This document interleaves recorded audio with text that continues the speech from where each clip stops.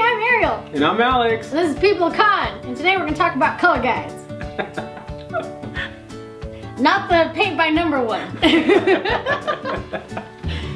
Naturally, we're going to talk about original artwork and the color guide that goes with it. Original artwork and the color guide that goes with it. So, this is the comic book that it came from. Okay. Alright. And this is the original artwork that I got. Okay. Alright. So, I'm starting to notice the theme with the Punisher. With the Punisher, that's why I collect. And this is a color guide. Now, you see this is colored in. Mm-hmm. So they colored this in. This is what's considered color guide. This is what they send to the printer to actually print onto the comic book. Now, it's kind of rare to get both of these together because usually the inker and the artist, they break up the artwork, who gets this and who gets that, but they don't usually ever get to see the color guide. It's a different guide. Okay, so first the artist draws it, then the inker has it, and he inks it, and then they make like a photocopy of it and they send it to the colorist, and the colorist colors it in right here. Now, this is a dying art because now the colorist, instead of actually painting it on there, are putting it on the computer and they're coloring it through the computer because it's a lot faster, it's a lot easier. And then once they get done with the artwork, they can just send it over to Marvel. Okay, so question. So because this is a dying art, is this worth more than this? Is it still worth more than that? Are they equal?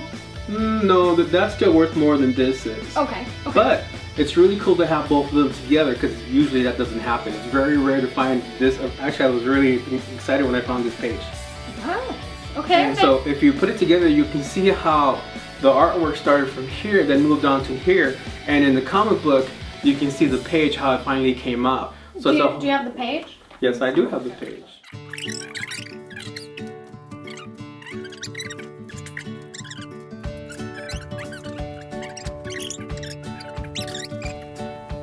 Did you see? Oh, that's smart. You're so smart. Sometimes. So you can see the original artwork, the color guide, and then how it shows up in the actual comic book. Okay. So you know how nice that is? So the color guide is closer in size than the comic, but it still seems like it's still bigger. You can also see the paintbrush strokes right here. Mm-hmm. Yeah, I was gonna say, it actually still looks like a painting. Yeah, it's a painting, and this one's signed by the artist right here. By the inker or by the actual colorist? The colorist. Okay. So this one's signed by the colorist, and who was the colorist? And Matt Hollingsworth. Okay, so Matt Hollingsworth was the colorist, and then who was the artist and the inker? The Barry Kinson and James Pascal are the artists. Artists.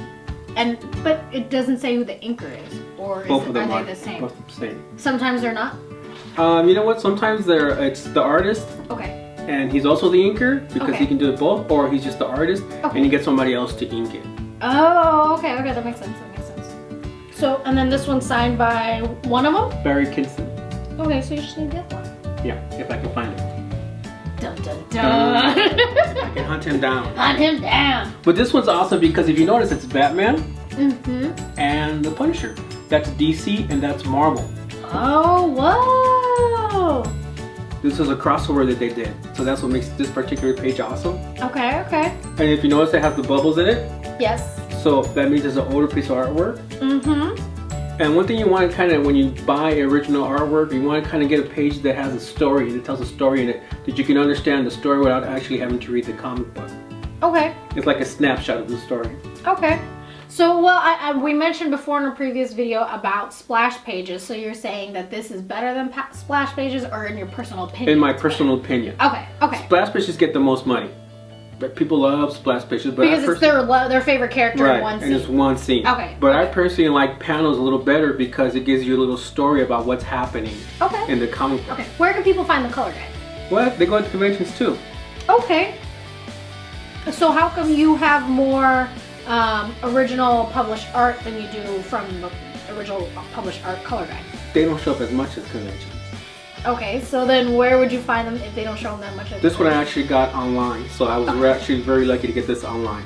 Okay, and was it already signed and everything? He signed it for me. I made sure he signed it for me. Actually, he lives up in North Hollywood somewhere. the colorist? Yeah, Matt Hollingsworth was in North Hollywood. Lived up in North Hollywood. Well, he lived up in North Hollywood at the time, or the guy that sold me. Okay. Lived up in North Hollywood. He might have moved. Don't go harassing people. Don't go harass anybody in North Hollywood looking for him. I need you to sign something back. Okay. Don't show up at the Rouse. Be like, sign up stuff, please. Thank you again for watching another episode of People Con. Don't forget to like, subscribe, and follow us. If you have any questions or comments, please leave them in the comment section below. We want to know, do any of you own any color guides? This was new to me. Now, I want to see if any of you knew about it. If not, what do you think about color guides? Do you think we should start getting more of those?